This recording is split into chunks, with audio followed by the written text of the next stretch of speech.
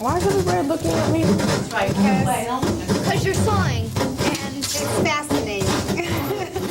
Is this any way to create an opera? Sawing wood, striking odd poses, sewing costumes? As these Hunters Woods Elementary School students learned during the 96-97 school year, it's the only way. Inspired by the Metropolitan Opera Guild and assisted by the George Mason University Institute for the Arts, 5th and 6th grade students at Hunters Woods discovered it takes more than music and songs to make an opera. It takes planning, a script, scenery, costumes, and makeup as well. Drama teacher Antoinette Dowling is one of 5 teachers at Hunters Woods who helped guide the students through their year-long project. It's chaos that's orderly. It's orderly chaos. We have a definite plan. I mean, we have the whole year mapped out. The teachers know exactly what's going to happen every month, basically where we want to be. We've had our auditions. Now we're just starting to build flats, which those are really just the backdrops for the scenery. So those are things that we need for even other productions in the school. The kids, the carpenters know what they're doing. The writers are just beginning to write, so they're doing a lot of brainstorming right now, and they're getting their thoughts together and see, basically what are we going to put on here. Every person in the cast or in the production company knows what they're going to do. Hello, and thank you for coming with your lunches. We are going to have many working lunches, I think, over the next couple of months. In the writer's circle, the storyline was conceived, but not without some debate. The night before, we had to write down 3 topics that were important to us, and we didn't put our name on the paper, and we all gave it to Miss Foley today. And she wrote them on the board, and we brainstormed why or not those topics would be good for an opera.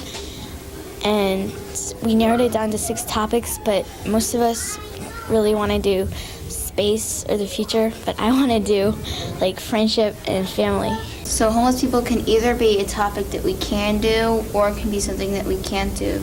So it doesn't really matter. It's kind of in between. Well, kind of on the topic of homeless people is orphans, and there's a really popular musical, Oliver, and that was a pretty cool musical, so I'm not sure that we should cross off homeless people. You can't solve a problem by yourself, and children really learn to concede to the wishes of other people, but also learn to be heard and to make good arguments. I think it's important to have all your facts and have good reasons behind why you think something might work better than something else. Come on in. Even before the writers handed in their final script, the actors began doing warm-up routines and stage presentation exercises. You're in.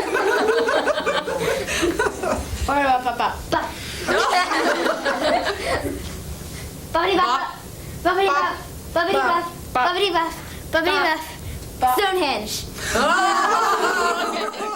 They call themselves the Mellifluous Mustang Opera Company in recognition of their school mascot. In this company, each student has a distinct and significant role to play. Mario Mineroso is one of the carpenters. I like being on the team because I like building stuff. I'm kind of responsible. I don't like playing around and all stuff. I like to do the work, and I like using tools. As the school year progresses, the plot and storyline evolves. The students assigned to be costume designers and makeup artists take a field trip to George Mason University, where costume director Howard Kurtz explains some basic rules of theatrical costuming. If you have groups of people that are together, try to group them together as far as with the same sort of style of costume or with the same sort of color. Kurtz told the young designers to keep in mind the character's age and social class. Kurtz also told them it is essential to know the geographic location or setting, the year or era, and the time of day the story takes place. It gave me an idea of what more experienced people did when they were costume designing, and it gave me a place to start. It gave me an idea where I should start and what I should do in the process so I can make a realistic costume and an accurate costume. Today, I think they're realizing how difficult it is and how much preparation is involved in getting a final production. And how much research. We keep telling them, it's not just you go to a box, you pick out a dress or a shirt and you put it on and then you've got a costume. So that they have to really do some work and really be authentic.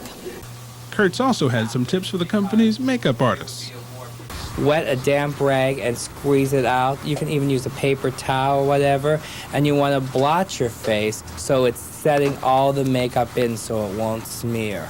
It was sort of funny when he was saying how if you got all the facial makeup in one thing, you couldn't move your mouth. So we really have to think about the kind of things that we're doing and exactly how to put it together, because it could be like a big mistake if we do it wrong.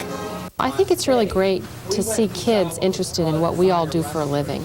All of us have probably been interested in art since we were kids, and it was always important to us. So we think very likely this is going to be an experience they'll always remember. And it's just great for us to see it starting so young.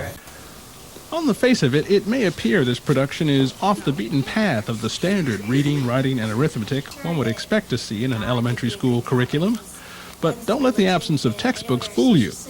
These students are getting a real-world dose of math and language usage that can only enhance their understanding of the 3 R's. As fall succumbs to winter and winter melts into spring, the mellifluous Mustang Opera Company draws closer to its debut. In May, dress rehearsals begin at GMU's Harris Theater. Is your imagination running overtime again? Uh-oh. Never mind, Mom and Dad. Come on, let's go over here. The opera is about time travel. The writers, as they were working on the libretto, wanted something fanciful but realistic, plausible for middle school age students to possibly be involved with. So they devised going back in time to Ford's Theater and then into the future, 50 years into the future. They worked out a family tie, very Charles Dickens-like. Just by chance, they happened to meet one of their friends' grandsons. And so the whole opera is about their travels and the problem of getting back to their own time. I wonder, what could it be? It's all covered up. Come on, Einstein. Uncover it and let us see. They're getting better with each show that we do. There's a lot going on backstage, lifting heavy scenery and awkward pieces, and we've worked on it so that they can get each piece out fast and efficiently. The stage manager, Andrew Durham, is doing a really good job with calling the show. He sounds very professional. He's better than some of the stage managers I've worked with. So I think they're all doing a really, really good job on both sides of the stage. All the backstage kids are excellent. I'm ready. Ta-da! Finally, Friday, May 23rd arrives, the day the students have been preparing for all year. After one more run-through before an audience of school children, they'll be ready for their big night.